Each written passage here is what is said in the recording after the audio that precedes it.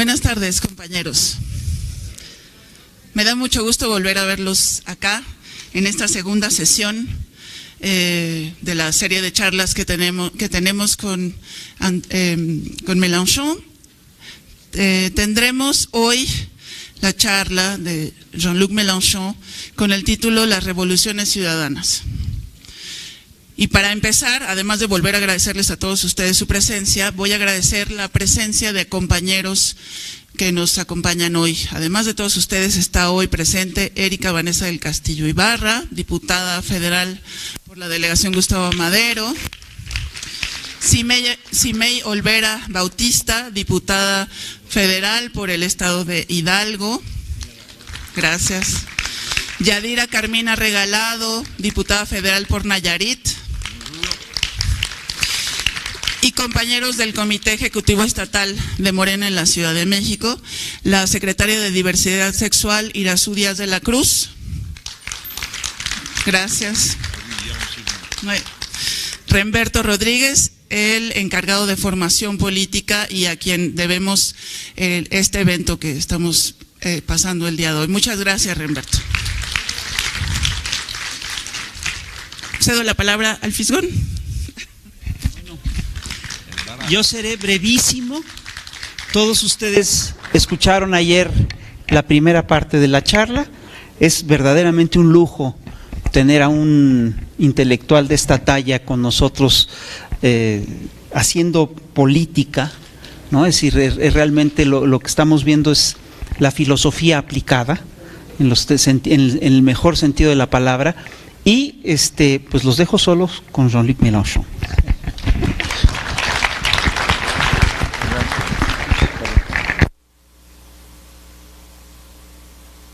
¿Todavía funciona? ¿Se entiende bien?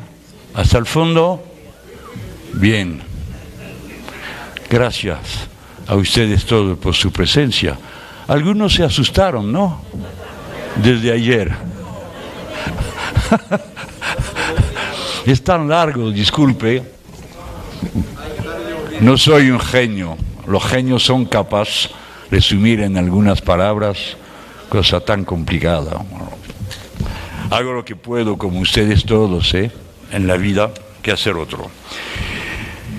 Bien, gracias. El Instituto de Estudios Políticos consideró que sería interesante conocer la doctrina, la teoría con cual nosotros de la Francia insumisa funcionamos en Francia y, como usted lo sabe, no es solamente un desafío intelectual, es un desafío político, la existencia de una fuerza política de insumisión frente al neoliberalismo en la primera potencia del mundo, que es la Unión Europea.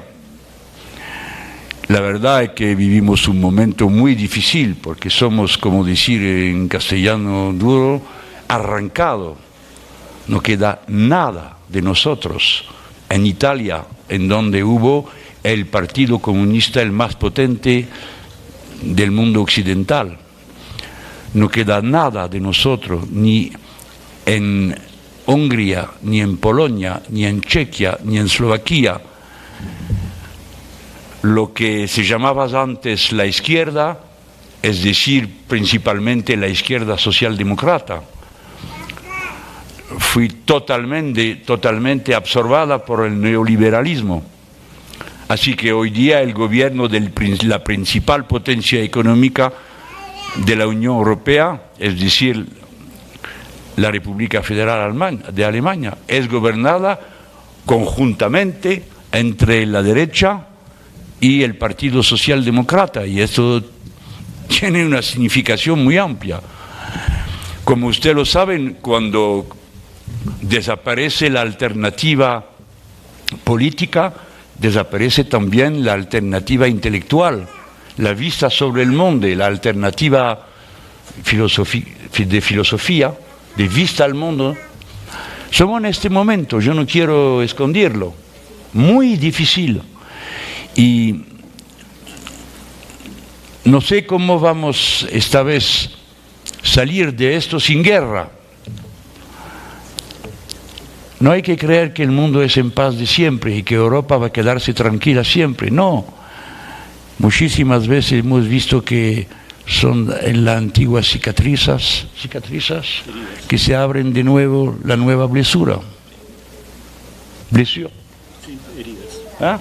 Heridas.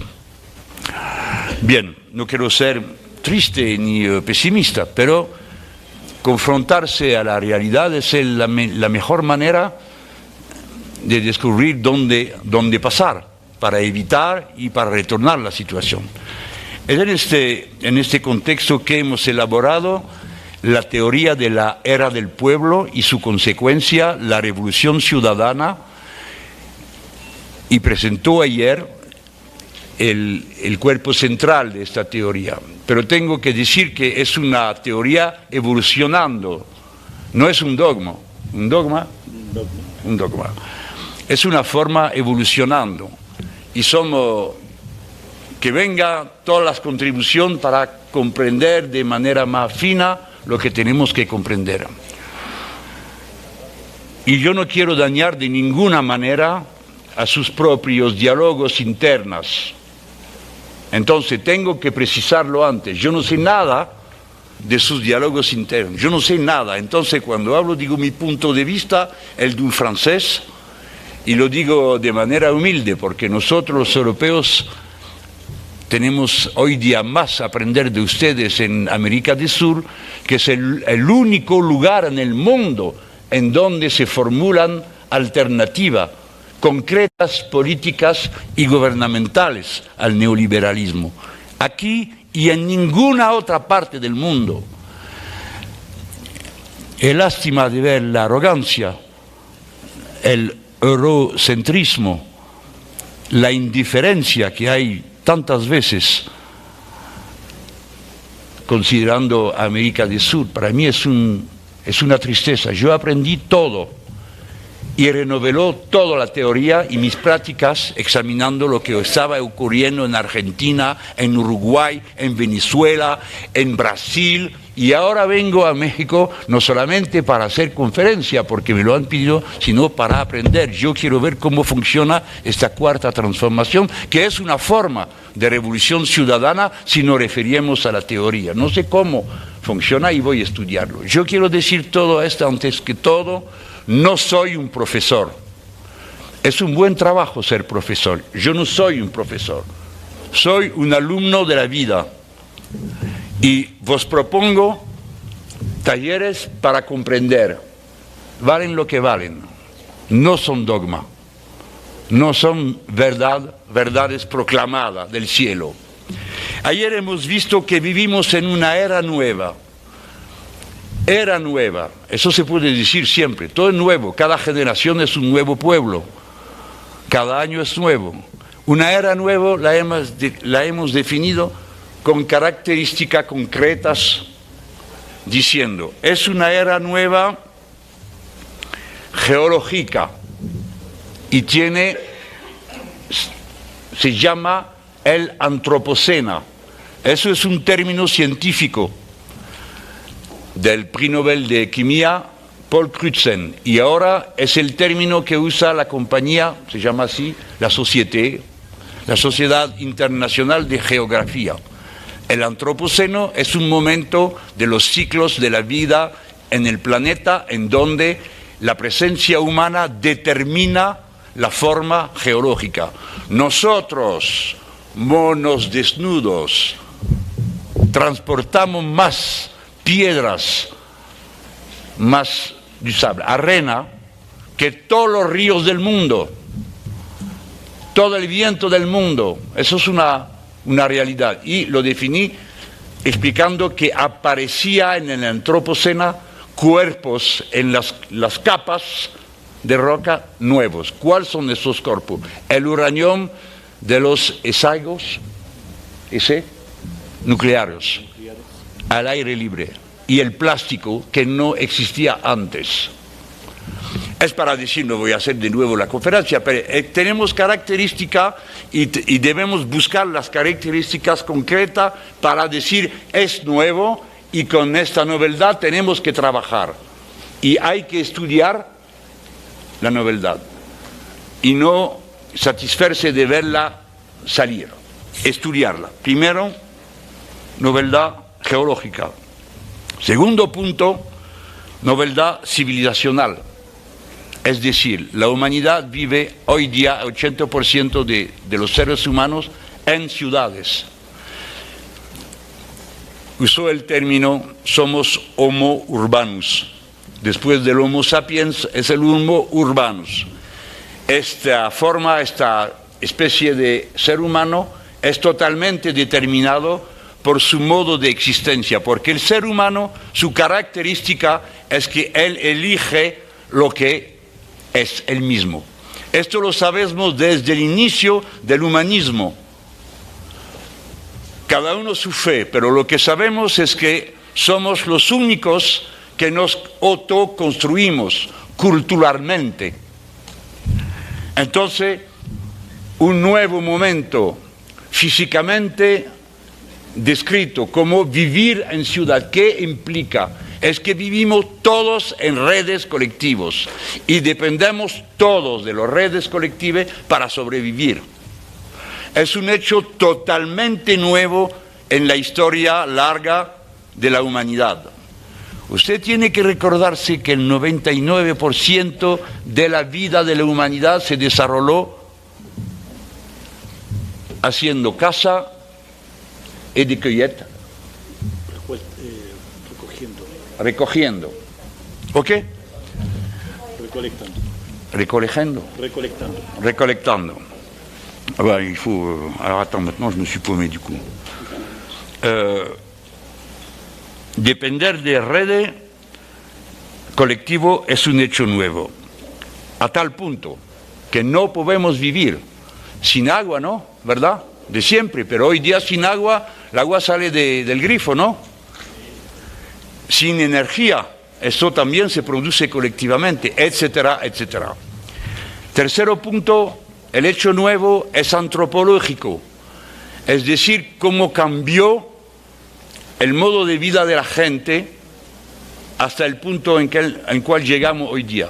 La forma la más exagerada que yo mencioné ayer es cómo se convirtió lo que antes era un destino para las mujeres, antes que se use de manera larga la contracepción. Una aptitud se convirtiera inmediatamente en un destino, una aptitud biológica en un destino social. El cambio con la contracepción, disculpe que vengo de nuevo con este ejemplo, porque me parece tan fuerte como si yo decía, hemos inventado nosotros dos una píldora en contra de la muerte. Cambiaré todo, ¿no? Hasta la percepción que tenemos de nosotros, si somos mortales o no. El cambio antropológico tiene muchas características, como la alfabetización, el acceso a las redes de intercambio, Internet, etcétera, etcétera. Y todos esos hechos, todos, lo que vengo de resumir mencionándolos,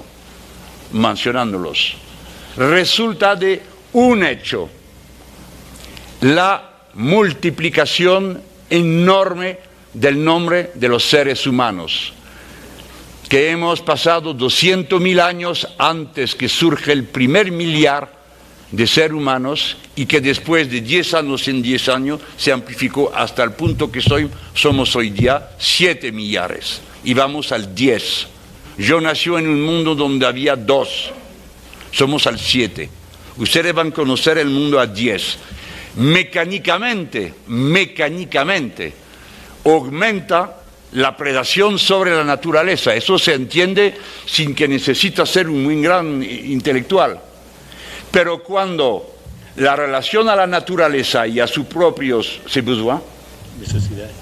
necesidades transita por un modo de producción, de intercambio, de consumo capitalista y en la forma particular del capitalismo de nuestro tiempo, que es un capitalismo productivista, ultraproductivista, creando necesidades que no las conocéis antes y una forma financiera que es un hecho nuevo que sea el capitalismo, también un capitalismo de redes.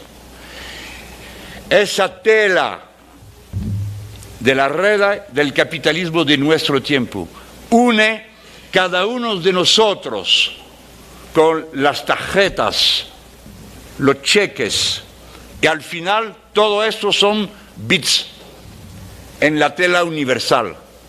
Hasta que un hombre que divorcia en América y no puede, como está en divorcio, vender correctamente su casa, provoca la crisis de los subprime que devastó el mundo entero el año 2008.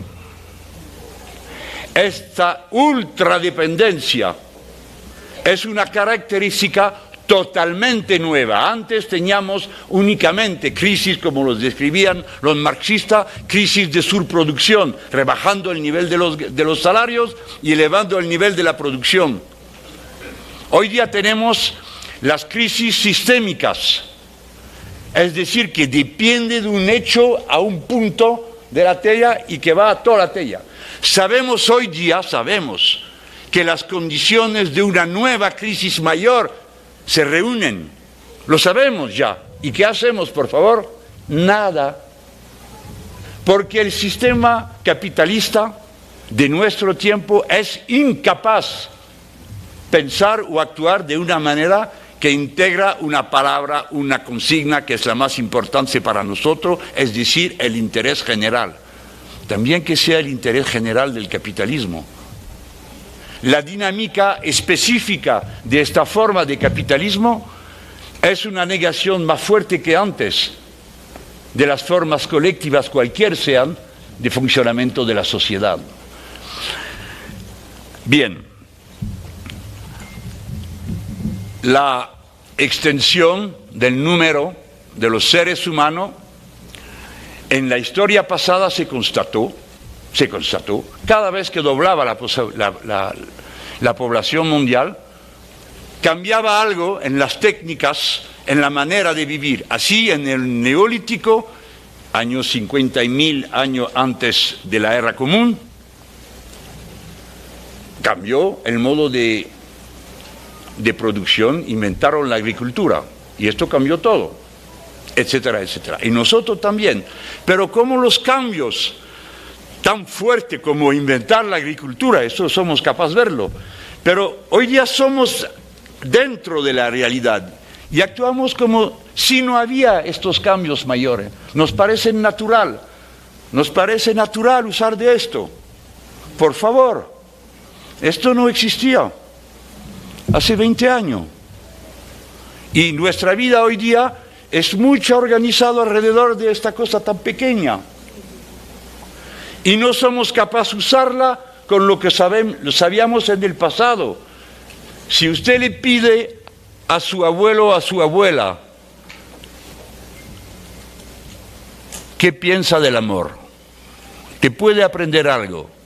Pero si tú le pides cómo hacer funcionar esto y cómo funciona, ustedes tampoco no lo saben. ¿Cómo funciona esto? Mire, antes se sabía cómo cultivar, cómo ir a casa. Hoy día vivimos con múltiples objetos donde no sabemos nada de cómo funciona. Somos utilizadores, es decir, que esto entra en tú y te modifica, te cambia tu manera de ser, de pensar, de sentir. Y de esto tengo muchísimos ejemplos y usted le puede descubrir solo sin que yo lo mencione. Todo sale de esa extensión del nombre. Primera consecuencia, la predación más grande que antes. Segunda consecuencia, un ser humano diferente. Tercera consecuencia, la precipitación de la historia. Es decir, la modificación de los ritmos, de los ciclos en la vida política, económica, cultural en cual vivimos. Eso es un aspecto el más desconocido, el menos pensado, no, el más desconocido, oui, que le plus mal connu. Okay. Bien, de este contexto surge un actor social nuevo, el pueblo. Eso parece extraño, de pueblo siempre. No somos llamando a un pueblo como el del 19 o del 20 siglo, es otro pueblo. Lo definimos usando del método del pensamiento materialista, es decir, que buscamos en la relación real de la gente cómo se define. De mismo que se definía y se define hoy día el obrero en su submisión en el contrato de trabajo al dueño, al patrón, al capital, a la producción gratuita para el capital. De mismo el pueblo, como yo estoy llamándolo, designándolo con el dedo porque el término no designa lo que hemos conocido antes. Son la gente que depende para sobrevivir de su acceso a las redes colectivos. Es una relación de dependencia y por tal, el pueblo son todos los que tienen que luchar para acceder a estas redes colectivas. Y el acceso a las redes es la nueva forma, otra forma que se superpone a la que había antes de dependencia y de compartimento de la riqueza. Es el mismo contenido de lucha en una forma nueva, que agrupa cantidades de seres humanos más grandes. Entonces no razonamos con el término pueblo como racionaba antes, en el siglo XX o en el siglo XIX. Yo, como nosotros, pensamos, primero, la revolución es socialista, tiene un programa de colectivización. ¿Quién es el sujeto, el actor social? El proletario. ¿Y qué con los campesinos? Aliados. Y la economía informal, aliados. Y la juventud, aliados. Bien, esto no sé cuándo ha funcionado, pero ha funcionado como estrategia. No, el pueblo no es la clase obrera y sus aliados, es una entidad nueva. Y cuando algunos de mis amigos, los más queridos, marxistas como yo, dicen tú eres bastante heterodoxo con este concepto de pueblo. Yo no sé si soy heterodoxo, soy materialista. Trato con la realidad concreta. Pues si yo soy heterodoxo, ¿quién no es heterodoxo, por favor? ¿Cuándo el compañero AMLO llamó proletarios? ¿Cuándo? Nunca. Y yo tampoco.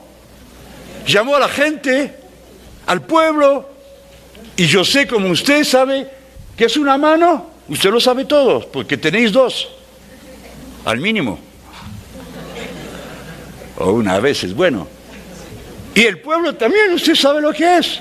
Usted, trabajando o no, jubilado, o joven, sin empleo, o no sé qué. Dependiendo todos, cada día que se levanta, de, bueno, el agua, abrir el grifo, encender la luz, es decir, de las redes. ¿Y qué pasa cuando no se puede pagar el agua? No viene agua. Y cuando no se puede pagar la electricidad, no viene electricidad, etcétera, etcétera. Y no sé cómo se vive aquí en México, pero me parece que no va a ser tan diferente de nosotros. Ayer mencionó cómo el objeto central de la vida de la gente cuando la discriminación social se superpone en la discriminación espacial. Viven donde hay todo, los más ricos, y donde no hay nada, los otros. Y para acceder a la escuela, al centro administrativo, a no sé qué, 10 kilómetros por un lado, 10 kilómetros por otro, gasolina, tasas. Y entonces, al final, la matemática del cotidiano. ¿Qué voy a cortar? ¿Comida? ¿Vestido? ¿Qué vamos a cortar? Siempre tratamos de cortar.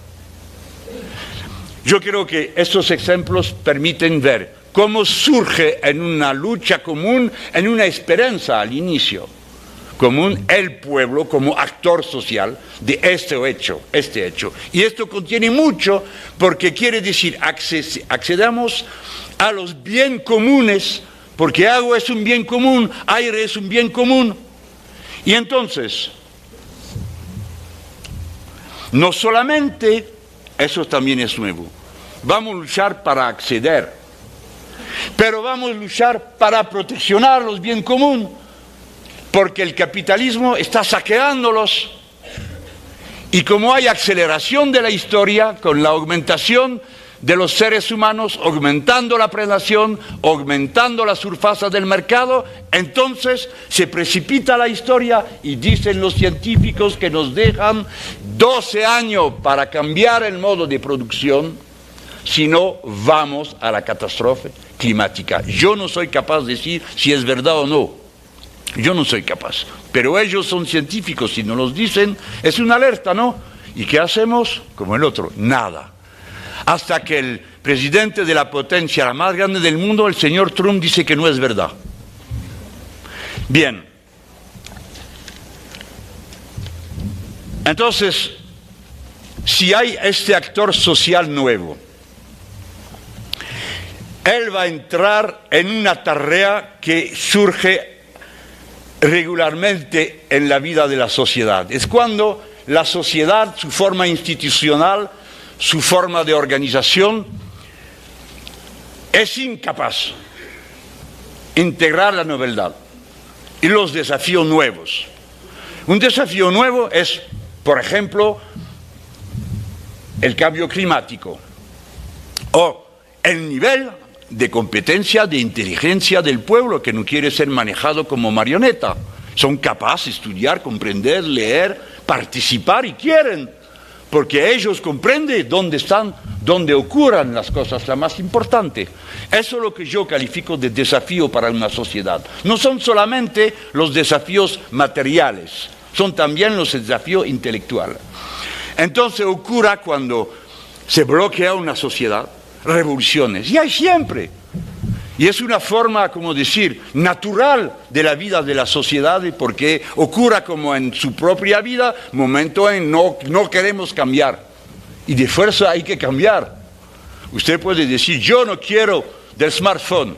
Bien, vaya. ¿Y cuánto tiempo sin smartphone? Así. Entonces, de mismo, la revolución tiene cada vez un actor central social, entraînant, como on dit. Continúa. Un actor que lleva con él, que entrena, no sé cómo decirlo en español, los otros sectores de la sociedad. Y tiene una tarea que cumplir. Cada vez se lo hemos visto en la historia de México, bastantes veces, ¿no? También en la historia de Francia y de América del Sur. No voy a pasar mucho tiempo a enumerar todas estas evidencias. Entonces la forma, el contenido ha sido diferente en cada época con los desafíos particulares. Al inicio de todo, en el humanismo, cuando surgió el humanismo en Italia, es para afirmar la libertad de conciencia, constatando que el ser humano se construye él mismo.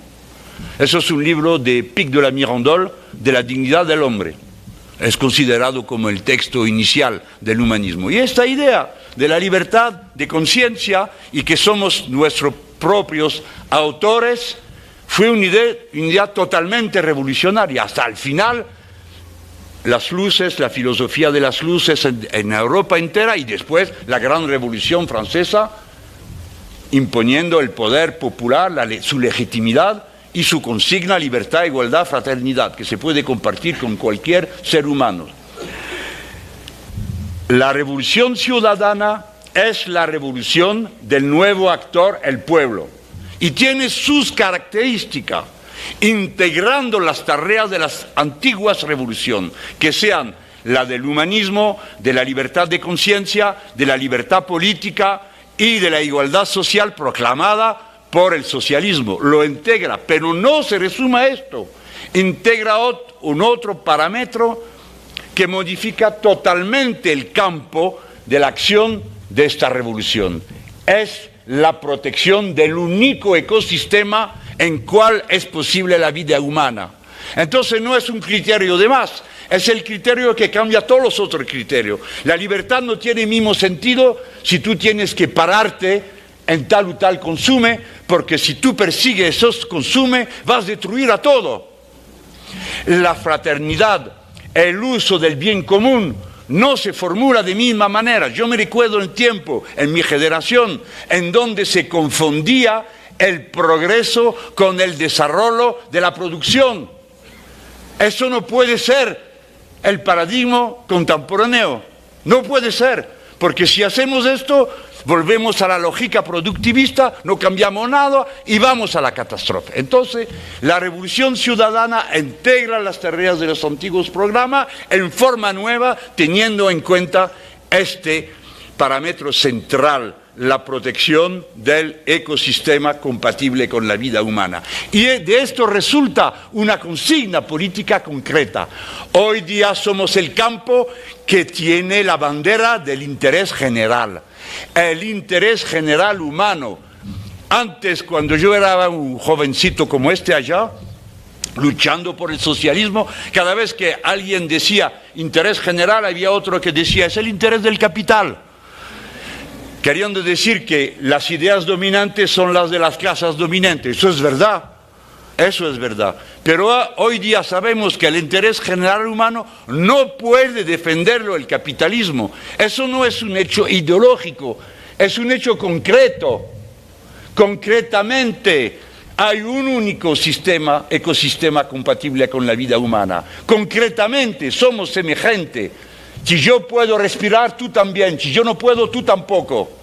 Que seas rico o pobre. No estoy vendiéndolo un interclasismo, no. Pero digo que esta forma que somos semejantes cambia todo, porque durante más de 2 siglos hemos hecho una lucha intelectual, ideológica, ultraviolenta.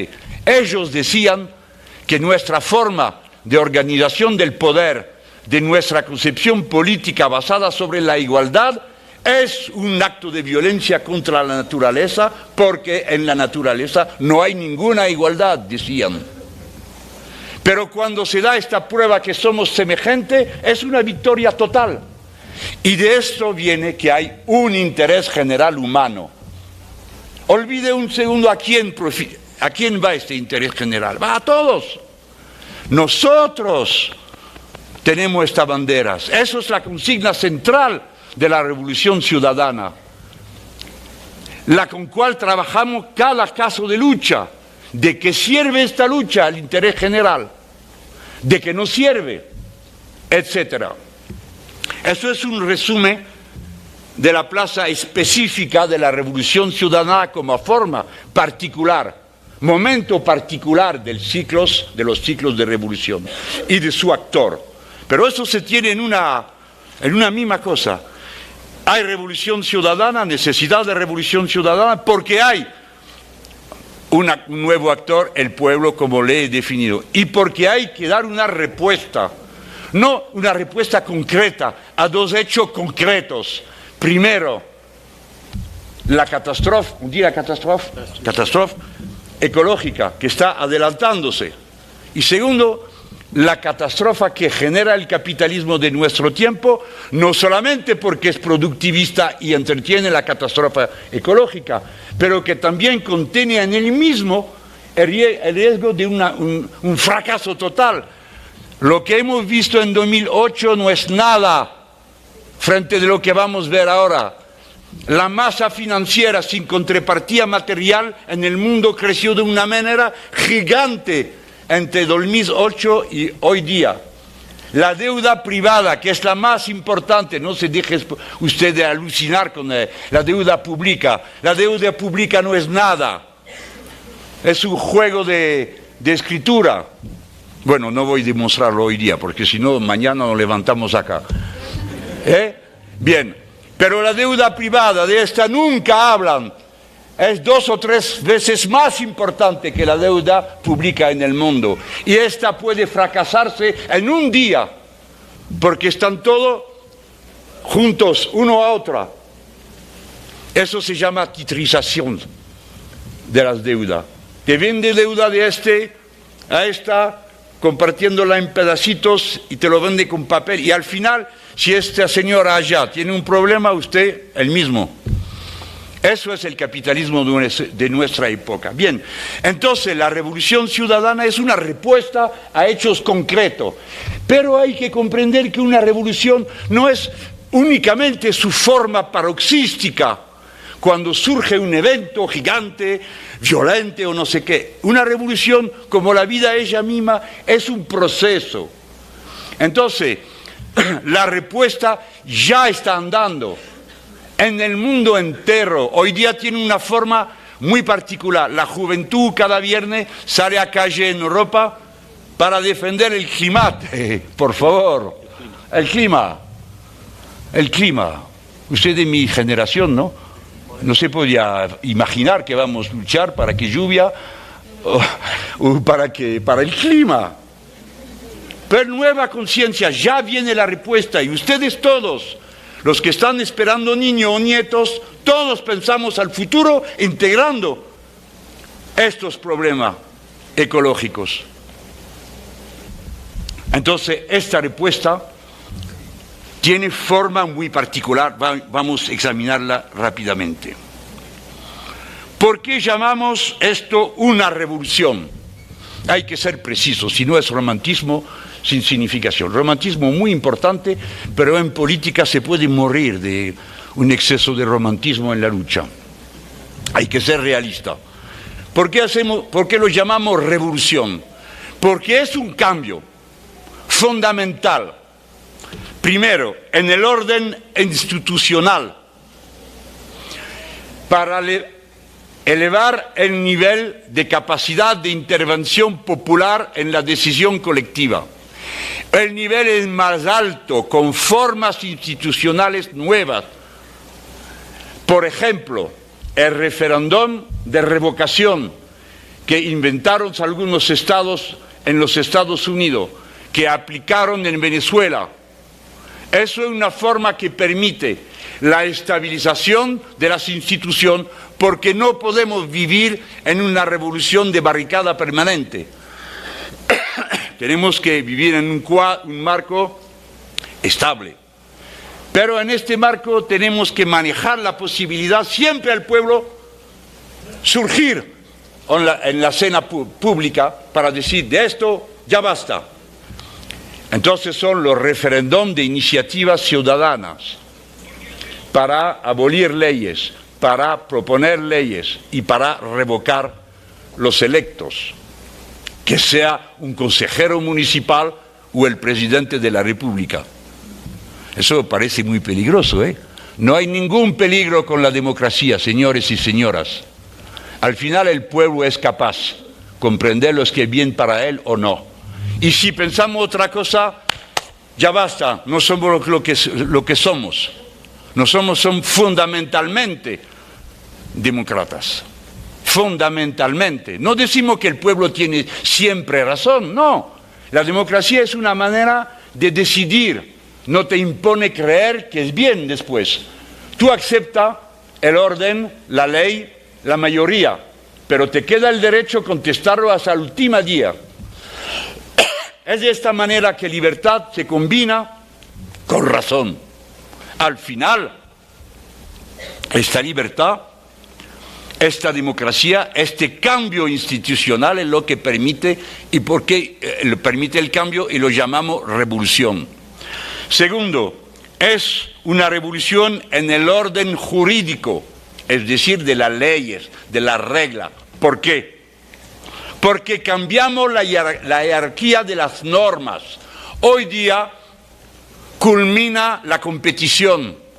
Nosotros en Europa vivimos sobre la ley de la concurrencia libre y no falsada. No sé si lo traduzco bien, es una locura, que quiere decir que el mercado es totalmente abierto y no hay ni monopolio de Estado, ni servicios públicos o cualquier cosa sin que haya competición. Eso es totalmente loco. Y dice, van a rebajar los precios. No hemos visto un solo precio rebajar desde que han privatizado casi todo. No, han crecido más que nunca. Bien. Cambio de la jerarquía de la norma, eso muy importante. Ellos culminan con la libertad del mercado, es decir, la competición, y nosotros vamos a poner al primer plano de la jerarquía de la norma la cooperación, el contrario de la competición. Que me entiende bien, nosotros no estamos diciendo que de competición no hay en ningún caso, sabemos que hay competición en la vida cotidiana, en el amor también a veces, ¿no? Lo sabemos, no hay que enseñárnoslos, pero nosotros somos de acuerdo si no empêche, como un día empêcher. Impedir. Si no impedir. La cooperación. Competición, pero que sea primera la cooperación. Para la competición, cuando se impone el reino de la cooperación, el dominio, vamos a decir, de la cooperación. Ellos piensan el contrario, porque son a veces buenas personas, ¿no? Dicen, sí, claro, la solidaridad, la cooperación, como quiera usted, muy bien, pero por favor, nos deje competir, ¿eh? Si podemos matar a este o este para tomar... es un derecho, ¿no? Es la libertad. Entonces sucede dos visiones del mundo. Hasta la novedad de la crisis del clima y de otro, esto no se... estaba una cosa únicamente ideológica. Y dijimos uno u otro. Hoy día no, es concreto. Si dejamos al primer plan de la jerarquía de la norma la competición, vamos a morir todos. También los competidores. Bien. Tercero, es un cambio fundamental del orden económico. Una ruptura en la manera de producir, de intercambiar y de consumir también. Es una revolución porque es una revolución cultural. No solamente vamos a cambiar el orden jurídico, el orden institucional, pero sabemos que nosotros todos tenemos que cambiar, es decir, salir de la magia, l'envoûtement, de los usos cotidianos que nos impone el capitalismo, de los consume, de la manera de hacerlo. Pero el cambio, señalo esto porque importa al final, pero menciono cambiar el modo de producción, el modo de intercambio y el modo de consumo para ser capaz de respetar a una nueva regla política universal que la explicó ayer, la regla verde. No vamos a sacar más de la naturaleza que ella es capaz de reconstruir, porque cada año la deuda ecológica se adelanta. En los años 70, 90 y 89, el día en cual estábamos consumiendo más que el planeta es capaz de reproducirlo, era en el mes de diciembre. Hoy día es el mes de agosto. Y ya lo vemos. Las consecuencias sobre el clima y otro, lo vemos. Entonces, organizar la sociedad y la civilización humana para que sea capaz de respetar a la regla verde, que se formula en 3 o 4 palabras, fundamental. Eso es la tarea central de la revolución ciudadana. Pero ¿cómo funciona esta revolución? Tenemos que identificar el segundo término, revolución ciudadana. Mire, yo quiero mencionar que muchísimas veces se dice los derechos del hombre, del ser humano. Eso se menciona muchísimas veces. Pero por favor, la frase entera no es los derechos del hombre, es el derecho del hombre y del ciudadano. Porque los derechos sin ciudadano, es decir, sin poder de aplicar los derechos, es una palabra y nada más. Los derechos humanos sin poder ciudadano no hay, porque sin poder ciudadano es la ley del más fuerte. El poder ciudadano es una autolimitación mutual. No hay libertad sin que hay esta autolimitación mutual. La libertad no se entiende sin regla, eso no existe. Esta forma de libertad es el reino del más potente, La libertad que no es limitada por derechos mutuales no es una libertad, es una tiranía. Es la libertad, es la ley que nos da la libertad.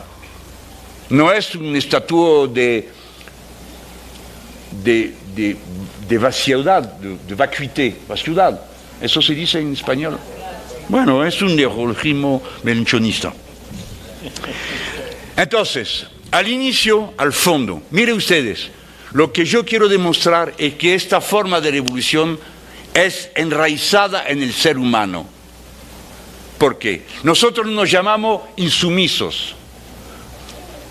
Pero ¿quién no es insumiso, por favor? Vida empieza con insumisión. Este pequeñito acá, ahora se siente bien diciendo que sí a todo, a comer, a dormir, a su mamá y todo. Empieza a ser una persona distinta cuando dice no. Y te borré así, no el día entero. No quiere de esto, no quiere. Es decir, que nos confirmamos, nos afirmamos como ser individual saliendo del otro. Eso se llama emancipación. Emancipación también se dice en español. La raíz latina es el ex mancipium, salir del mancipium. El mancipium era el poder del padre de familia sobre su esposa y sus hijos, poder de vida y de muerte. La emancipación es el momento en cual tú sales del mancipium.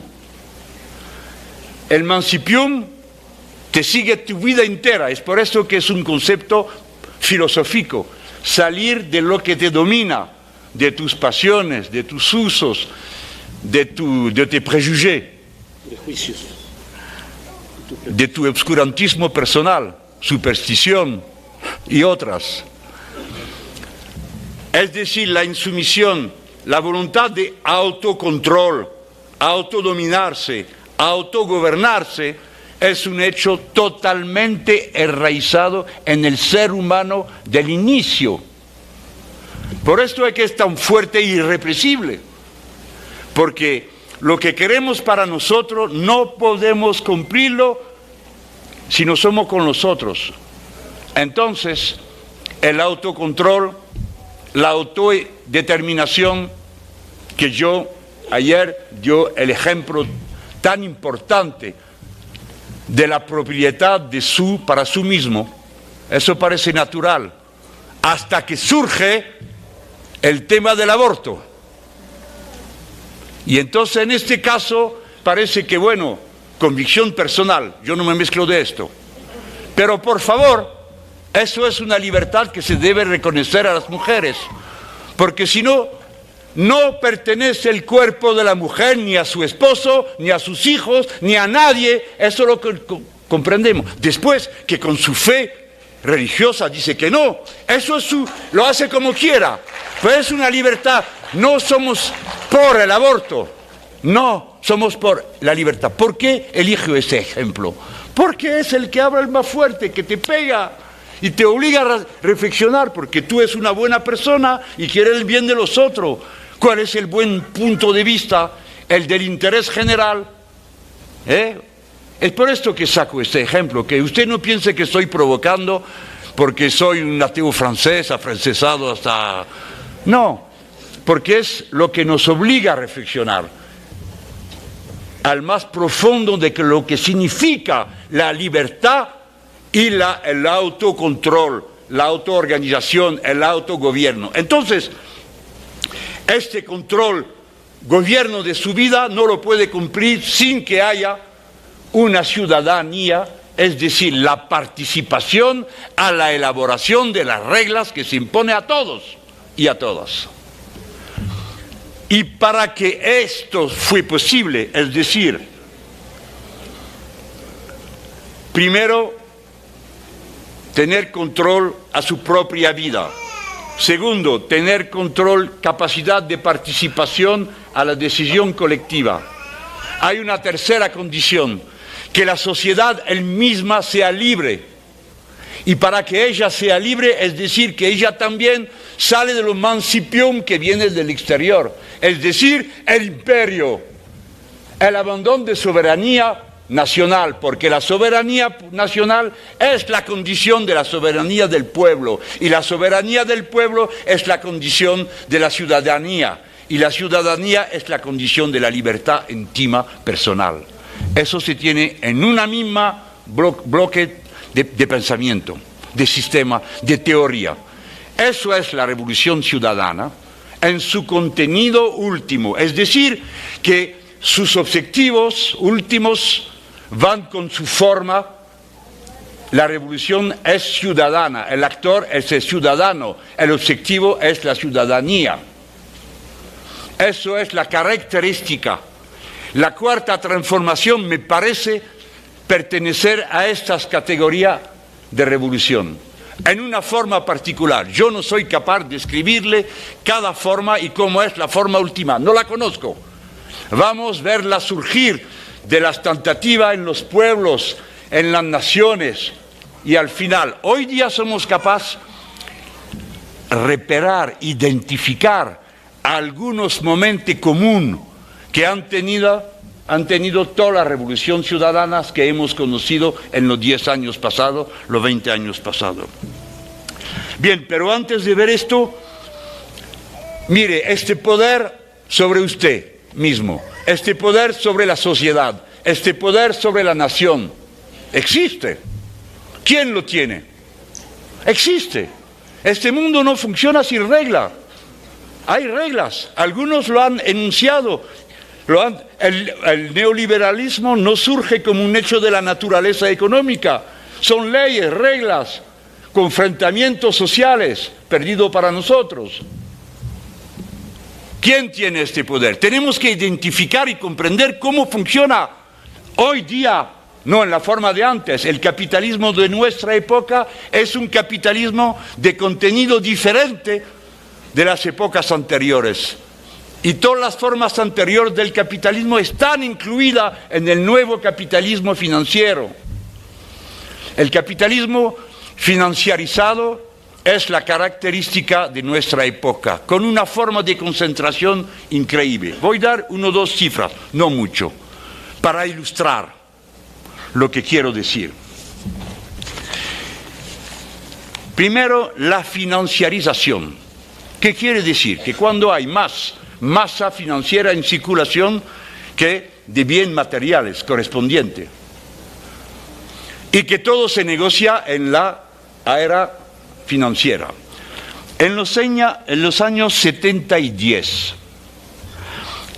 se intercambiaba cada día 20 millares por día. En el año 90, 1.500 millares por día, es decir, de 20 millares a 1.500.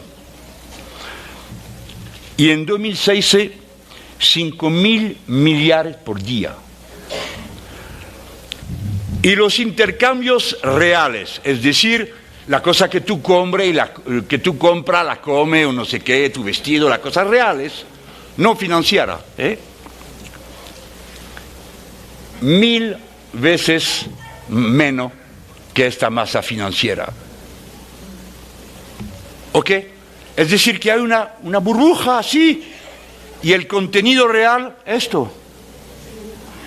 Viene el momento en cual, si surgen nosotros todos, no sé cómo, tenemos todos los dólares del mundo, y salimos a calle y vamos a comprar, que no, los billetes no me interesan, yo quiero cosa real.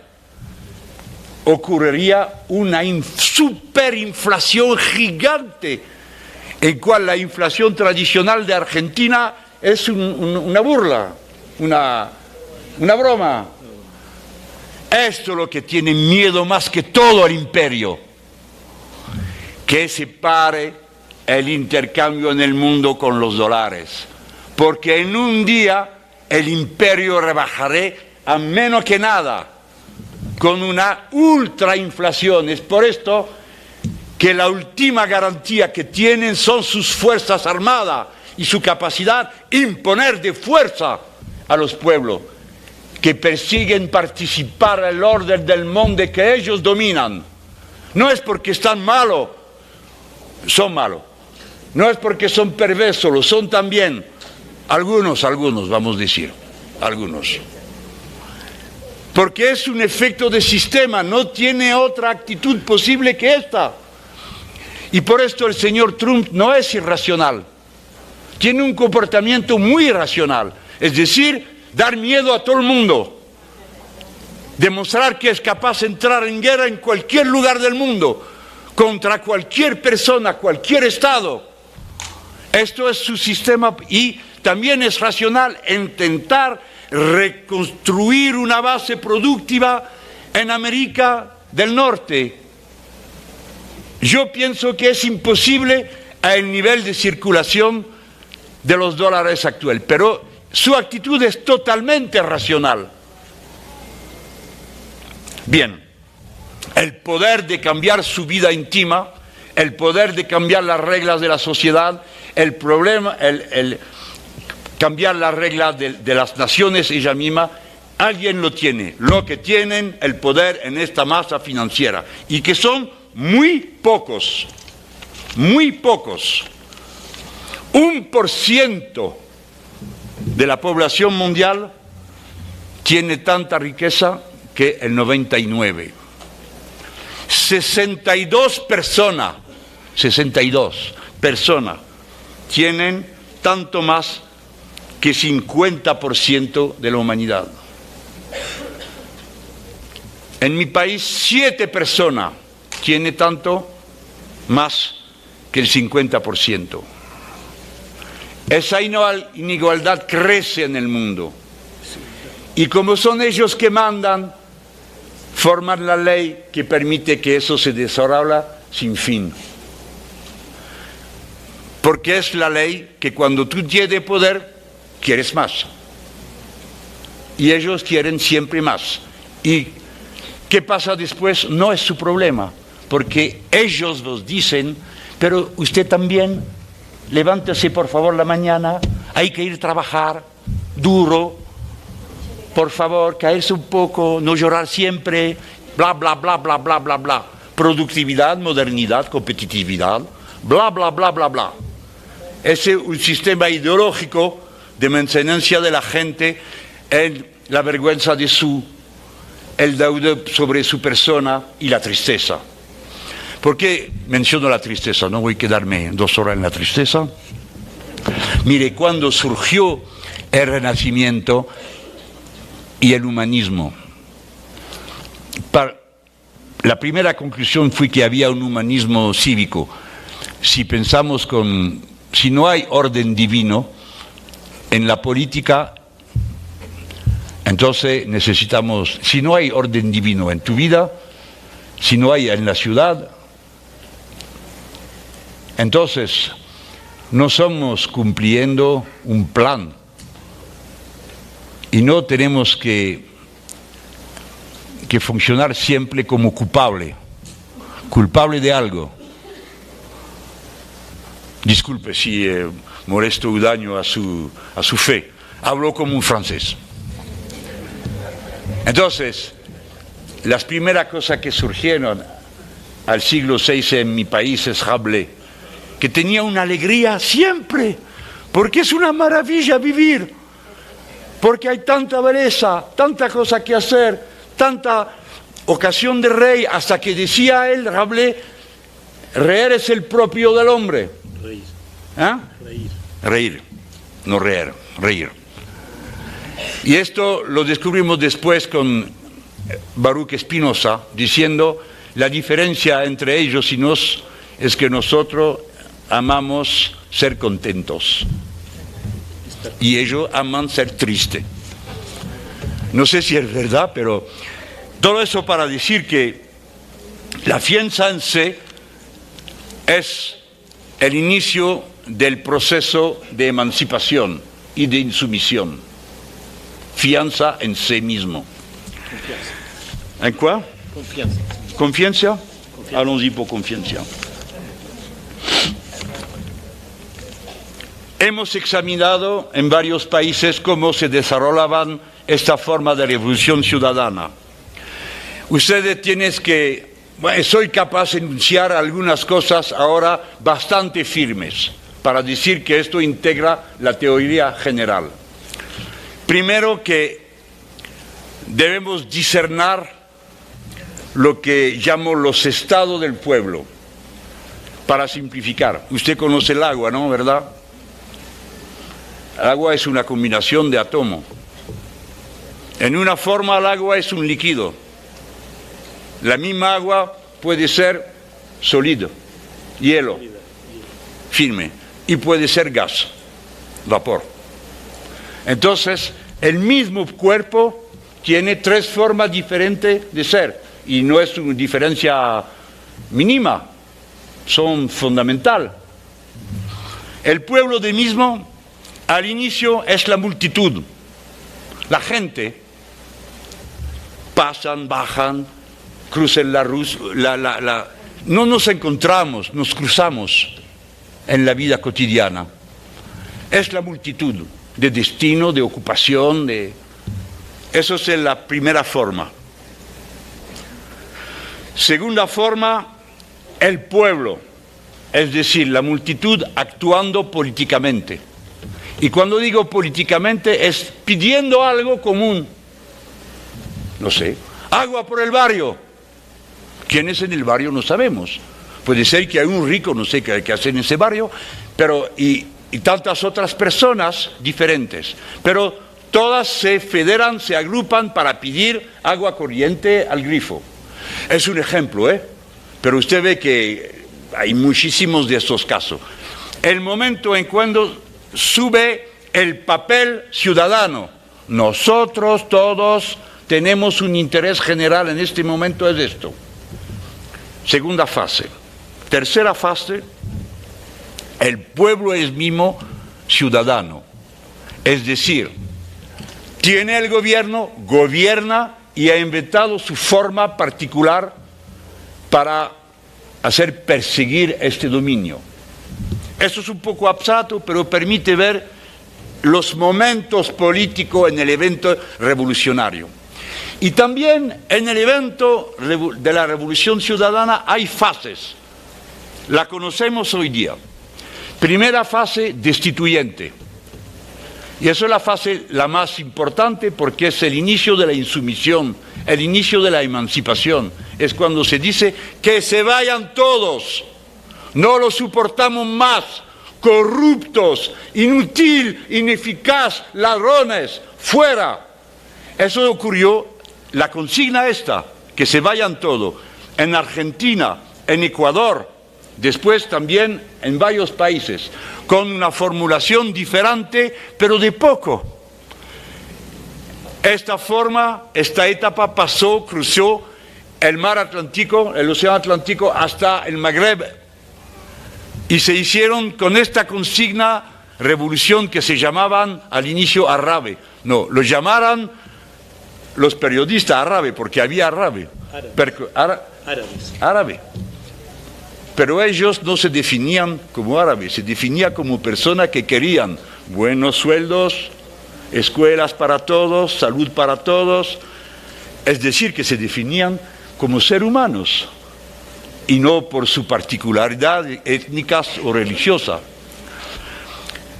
La primera forma es la destituyente. Hay que trabajarle políticamente de manera adecuada. El que se equivoca se hace echar como los otros, porque en esta forma destituyente va creciendo. Al final que se vayan todos es decir todo, y tú también. Y tú le dices, por favor, Señor, yo paso mi vida a defenderte. Tú también fuera como los otros. Eso es un momento muy difícil a manejar. Muy difícil, porque en esta etapa no hay otro contenido que cambiar. Echar las potencias que le han parecido ser las que son responsables de su vida. Yo he visto una cosa muy triste en Argentina. La gente también rechazaba a los sindicalistas, los pobres. Pero es así. Eso es la fase destituyente. La estoy enseñando en su forma general, pero entra en muchos detalles destituyente. La fase siguiente es un momento de autoafirmación. La llamo fase constituyente. Es el momento en cual se sale de la forma destituyente para construir nuevo orden. ¿Cómo pasa esto? Hasta hoy día ha pasado por en forma de urnas, votar. Y nosotros somos para que el crecimiento del proceso popular pasa por las urnas. Por favor, con esto hay que ser muy claro. Hemos cometido tantos errores en el pasado, pensando que se podía hacer una toma de poder con otros métodos. Yo respeto lo que ha sido hecho y participó, pero fue un error. No construimos, esto lo tenemos de Chávez, no construimos una vanguardia revolucionaria ni tampoco un partido revolucionario. Lo que construimos en la fase de revolución ciudadana es un pueblo revolucionario, es decir, con autoeducación. El pueblo entero debe ser el actor del cambio, entero, todo el mundo, todos los barrios, todas las empresas, todo el mundo, no la vanguardia solamente. Claramente en la vida hay una vanguardia espontánea, el hombre, la mujer, que bueno, los otros lo empujan y no sé cómo te encuentra a la primera línea y no te puedes salir, lo que me ocurrió. Y no sé por qué estoy aquí trabajando a esta hora. ¿Ok? Bien, usted lo sabe, lo conoces todos. Aquí hay sindicalistas, militantes políticos. Esta fase para nosotros es la más importante. El proceso constituyente puede tener muchas formas. Puede ser un proceso constituyente puramente político a las bases, pero puede ser también un proceso constituyente con lo que significa este término, una asamblea constituyente. Yo quiero decir mi convicción personal. En Francia no se puede cambiar nada de manera durable si no cambiamos las instituciones francesas, si no convocamos una asamblea constituyente en Francia, porque vivimos sobre un régimen muy peligroso, es la de la monarquía presidencial, que da casi todos los poderes a un hombre solo. Y eso es muy peligroso en la sociedad en cual vivimos, en cual son tan grandes los desafíos. No me expreso para los otros, pero registro que si habían hecho una constituyente en Brasil, no habría hoy día un Bolsonaro. De esto soy seguro. Y Dilma, lo sentí bien cuando se hicieron estas manifestaciones tan grandes, gigantes, en el momento de la Copa Mundial de Fútbol. La gente pedía servicios públicos y esto. Dilma lo sentí, ha propuesto que llamara a una asamblea constituyente. Los compañeros del PT del Brasil explicaron que no era el momento. Yo no quiero dañar de ninguna manera con críticas, porque no soy brasileño, soy francés, vivo en Francia, y es muy fácil decir a los otros lo que hay que hacer. Ya lo conozco muy bien. Pero señalo porque me parece importante, el proceso constituyente es el momento en cual el pueblo se constituye él mismo, porque pone en la Constitución los derechos que se reconocen mutuamente, y eso es un hecho de autoconstitución de los ciudadanos. Es por eso que me parece un momento crucial. Además, en las asambleas constituyentes surgen los líderes del proceso revolucionario que conducía hasta la Constitución. Esto lo hemos visto en Tunisia. Hombres y mujeres tan jóvenes venían con, ¿cómo dice un gilet pare-balles? Un chaleco antibalas. Un chalete antibalas en la asamblea constituyente.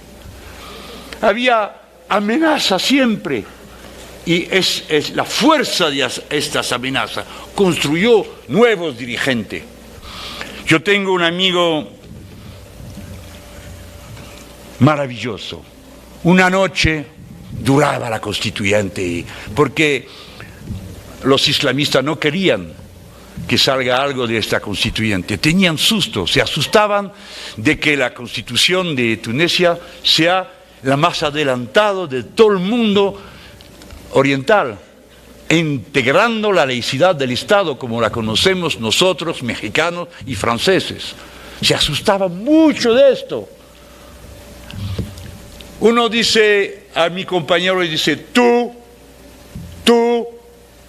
el pueblo musulmán sabe lo que hay que hacerte ahora. Y él se levanta y dice, por favor, ¿quién es usted? Yo soy musulmán, mi hijo es musulmán, mi padre es musulmán. Usted no me va a decir lo que yo, de qué manera vocero. Vamos a decir juntos, usted, estúpido, y yo, lo que es bueno para todos. Y fue un momento increíble. Aplauso, la gente con emoción, surgiendo.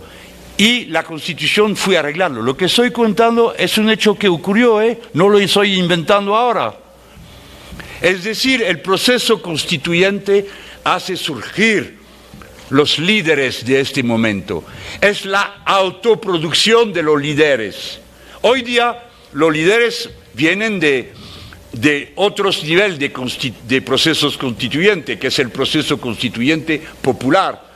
Cuando AMLO propone su candidatura, cuando yo la propongo y que viene la gente a ayudarme, es un proceso constituyente. Pero en estas asambleas constituyentes, en los países en cual toda la representación política es echada, que no fue el caso acá, porque había Morena. Y pienso que en Francia puede que no sea el caso, porque hay Francia insumisa. Pero cuando no hay, es el proceso constituyente que acaba el proceso revolucionario, designando a los líderes del momento. Esto es lo que ocurrió en la Revolución Francesa. Robespierre nadie lo conocía, y había con una voz muy pequeña, pero escuchaba a la gente para comprender. Saint-Just tampoco, Danton tampoco. Estos surgieron del proceso constituyente. Eso es la segunda fase. La tercera es el proceso ecosocialista. Es decir, cuando somos al poder, no solamente reglamos el poder popular, su forma, pero reglamos la cuestión del ecosistema, de su protección contra los saqueos. No es cumplida la revolución ciudadana cuando hay un límite a su poder. La naturaleza no es un límite, no es res nullus, haga cada uno lo que quiera. Es un bien común. La ciudadanía es la forma de apropiación de un bien común. Es por esto que no se pueden separar estas fases. El pasaje a la última fase es la más movilizadora. Cualquier persona que no tiene ni una palabra de política en su mente comprende que la pureza del agua es importante y que hay que proteccionarla, y que cuando viene uno, este señor, esta empresa, para saquearla, vamos a prohibirlo. Y aquí todo es poluado, vamos a repararlo. Y para reparar tienen que pagar lo que poluaron. Y vamos a buscarlo para que paguen. Es decir que este momento es el que federa más el pueblo, que lo agrupa, que lo reúne. Y es el más importante en un proceso revolucionario, como me hicieron ayer la pregunta, diciendo, por favor, tú tienes la respuesta, ¿cómo vamos a hacer para que quedamos siempre con el pueblo? Yo no sé, pero sé que eso es una manera de hacerlo, porque l'enjeu, lo que está en juego. Lo que está en juego en la política es únicamente una cosa, la conciencia, el contenido de la conciencia, porque si no, ya el capitalismo sería abajo. pero ellos no han convencido que es un hecho de naturaleza, que es imposible construir sociedad de cooperación, etcétera. La revolución ciudadana debe ser considerada como una revolución humanista en este hecho que proclama la centralidad de la libertad de conciencia para elegir cómo vamos a cumplir el interés general. La revolución ciudadana puede ser considerada como una revolución anticapitalista porque niega el carácter central de la dinámica del capitalismo, es decir, la libertad del mercado. No es decir que no queremos mercado, de forma de sociedad de mercado hay tantas, pero no somos de acuerdo para reconocer la libertad total del mercado. Primero la regla, después el mercado. Eso no es negar el mercado, es afirmar la necesidad de las reglas y de los objetivos en común. La revolución ciudadana puede ser considerada como una revolución ecológica porque cambia la natura del lazo del ser humano con la naturaleza, llamando a esta regla verde, que he mencionado tantas veces. Ahora, pronto, los métodos de la revolución ciudadana. Primero, llamar al enemigo. Ellos y nosotros. Y los amigos también los llamamos, el pueblo. Ellos, oligarcas, ricos. Hay que llamarlo, porque en la mente humana lo que no se llama no existe. Y todo lo que tú escapas... ¿Cómo? Nombrarlo. Todo lo que tú escapas nombrar existe. Así los lapones. ¿C'est bien el lapón? Los lapones. Tiene 25 palabras, términos diferentes para llamar la nieve. Yo conozco al más 3 o 4. Pero existen 25, los lapones lo conocen, porque necesitan de manera vital conocerlo para sobrevivir, ¿ok? Entonces, no se puede hacer política si tú no das un nombre a tu enemigo. No hay que asustarse de hacerlo. Muchas veces el compañero, bueno, no hay que... Ellos, después se puede hacer broma, los pelucones, los escuálidos, los fifi, y eso te pone el humor contigo, porque cada uno sabe lo que estás mencionando. Eso se sabe, cuando tú dices un fifi, ¿sabe lo que es? No se puede determinar socialmente en estadística, pero tú sabes lo que es. Cuando Correa burlaba a los pelucones, cada uno sabía que estaban llamando. Nosotros tenemos que llamar a la oligarquía por su nombre. Elige lo que quiere usted, ricos, no sé qué, fifi u otros. Pero hay que mencionar algo que enseña quién son y de qué están profitando. No vamos a eufemizar, hay que nombrar. Primero, ellos y nosotros. Tarea siguiente, para hacerlo, aplicar firmemente una estrategia de la conflictualidad. Por favor, no soñar de un mundo en cual te saltan en los brazos los periodistas, los importantes, los pelucones, los fifi para decir, ¡ah, qué maravilla usted! ¡Qué buena idea tiene usted! No, esto no existe y no existirá nunca. Entonces, la estrategia de la conflictualidad es el inicio de la conciencia. No hay conciencia en consenso. Cuando todo el mundo está de acuerdo, cuidados, hay un problema. Es por esto que necesitamos tanto a democracia. En cada caso necesitamos un punto de vista adverso para ser capaz de reflexionar y comprender lo que pasa. Entonces la conflictualidad es elevar el nivel de conciencia para que cada uno se siente de un lado o de otro. O que si te rechazan, que tú sabes por qué. Entonces, hay que manejar un doble objetivo de conflictualidad y de capacidad a federar al máximo de gente en esta conflictualidad. las dos cosas van juntos. No ser frontal con gusto de ser frontal y proclamar la verdad. Nosotros somos militantes políticos, los que más nos importa es la acción del gran número de la gente. Entonces, sí, la conflictualidad la organizamos, pero la organizamos con la mejor correlación de fuerza, es decir, cada vez, en cada momento, eligiendo el pasaje para el más grande número de personas. Tercera tarea, autoorganización popular. Eso es el objetivo. No que la vanguardia haga todo, no que el pueblo lo haga y que tenga fianza en sí mismo. La tarea la más importante es que la gente se siente capaz de actuar y que no sea rebajada, convencida que eso es tan complicado que no pueden hacerlo, que no entiende nada, que es verdad, y que muchas veces todo es organizado para que no comprenda nada.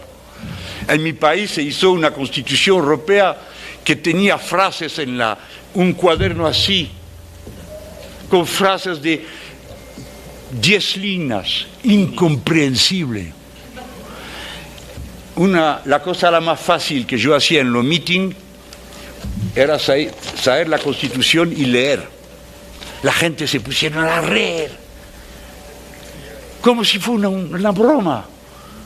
No me creían. ¿Seguro que es esto? ¿Qué estás leyendo usted, señor? Por favor. Porque salgo a este ejemplo extremo para hacer sentir que ellos organizan el hecho que nadie comprenda.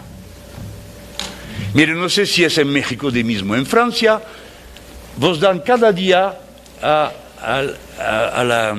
el programa de las 20 horas cuando hay el diario, se pone los cursos de la bolsa. ¿Usted qué sabe de la bolsa? Nada, por favor. Sí, usted es militante político, pero la gente que mira esto, aquí la lluvia, allá la bolsa. Es un fenómeno natural. Yo me digo, los cursos de la bolsa no lo publican para los que trabajan en la bolsa, porque si esperan el diario de 20 horas ya no le queda nada en la bolsa. Entonces, únicamente para prepararte, acostumbrar a la idea que es importante que crezca y que no regresa. Es decir, que esto, y tú no comprendes nada lo que quiere decir, pero es importante, por favor. Crece, qué bien. Rebaja, el PIB. Nadie pide, ¿qué es el PIB? ¿Qué hay en el PIB? La producción interior bruta. ¿De qué? Tú haces un boquete, crece el PIB. Lo tapa, crece el PIB. Claro, eso no tiene un sentido en la contabilidad del capitalismo. En el nuestro ninguna importancia. Bien. Última tarea, la más importante, federar el pueblo. Es decir, no imponer una consigna, pero permitir que con su propia autoorganización, sector por sector, se federan en un proyecto o una consigna común. Disculpe, que es bastante abstracto, pero no puedo describir más. Yo no soy mexicano, no puedo dar ejemplos mexicanos. Y los ejemplos franceses no le interesa mucho, pienso. Acabo. Mire, ¿cuál? Termino. La humanidad que produce el capitalismo no existe. No hay en el ser humano una voluntad de competición última y extrema como la llama el capitalismo en cada uno de nosotros. Al contrario, es una vista malsana del darwinismo pensar que toda forma de vida viven en competición permanente y ellos se apoyan en esta imagen falsa para convencerlo a todo que la competición es la ley de la naturaleza. No es verdad. el caso el más frecuente entre los animales, entre el vegetal el mismo y los animales, es la cooperación. Y es la actitud la más espontánea del ser humano. Mire, cuando cae un niño, todo el mundo se adelanta. Todo el mundo, sin excepción ninguna. Así somos hechos, para proteger el más débil. Y los que han sobrevivido son los que ayudaban a los otros y se entreayudamos. Es la cooperación, la dominación de la cooperación en el ser humano es resultado de la selección natural entre los seres humanos.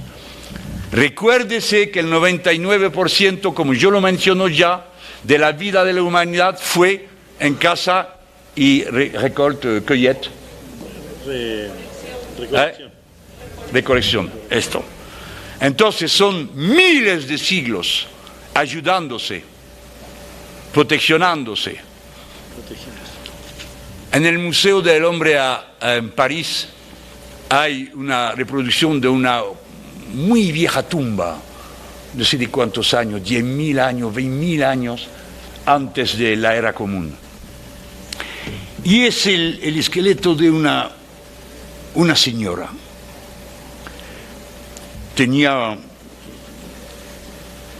Y lo examinaron y descubrieron que ella no tenía mucha diente. Había un brazo roto y reparado. Y tenía muchos años. Entonces esto significaba que cuando esta persona fue herida, enferma, los otros la proteccionaban, la ayudaban para sobrevivir. La competición en la vida de los animales se resume a pocas épocas en cada especie. Pocas épocas, competición amorosa, competición cuando falta, pero si no, poco tiempo. La regla la más evidente y la más corriente es la cooperación. Pero en el fracaso que se prepara con el catástrofe climático, si entramos en esta nueva periodo, para mí es muy doloroso imaginar esto. Bueno, yo con mi edad, pero mi nieta, no, por favor, el mundo es tan bello, tan belleza. Me gustaría que le gusta un poco y mucho, ok, como ustedes todos. Entonces, si entramos en las dificultades con la mente del universo capitalista de competición de cada uno contra todos, vamos a agravar las dificultades. Hay necesidad de hacer vivir no los valores que tenemos en nosotros y en una protesta contra los valores dominantes de nuestra época. Cualquier película es un cloaca de violencia, de sexualidad deshumanizada, porque el hecho de construcción, de humanización del hombre, del ser humano, ha sido introducir cultura, tiempo, y el capitalismo corta el tiempo. Cuando hay razonamiento, mejor una emoción. Cuando hay emoción, mejor una pulsión. Es decir, la dominación del tiempo cero, el que es el dueño en las computadoras que intercambian valores financieros.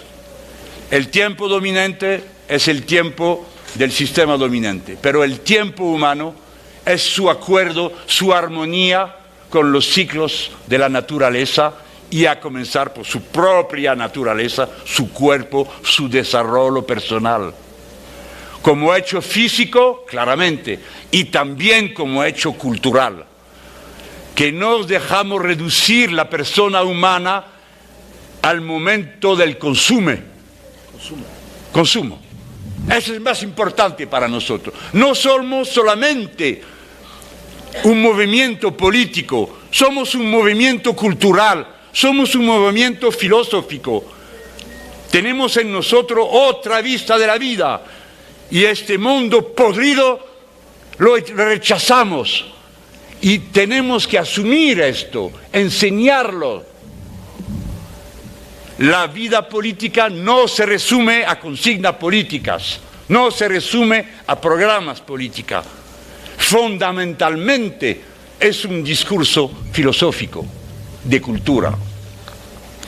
Entonces acabo diciendo que de cualquier manera que sea, toda la revolución ciudadana y el proyecto que tenemos al plan social, al plan ecológico, al plan individual íntimo, es un hecho de soberanía, de emancipación, salir del emancipium que acaban y nos dominan. Por eso, de todas las maneras, es un hecho de libertad. Libertad, en el mejor de los sentidos, es decir, como forma que permite igualdad y fraternidad. Gracias.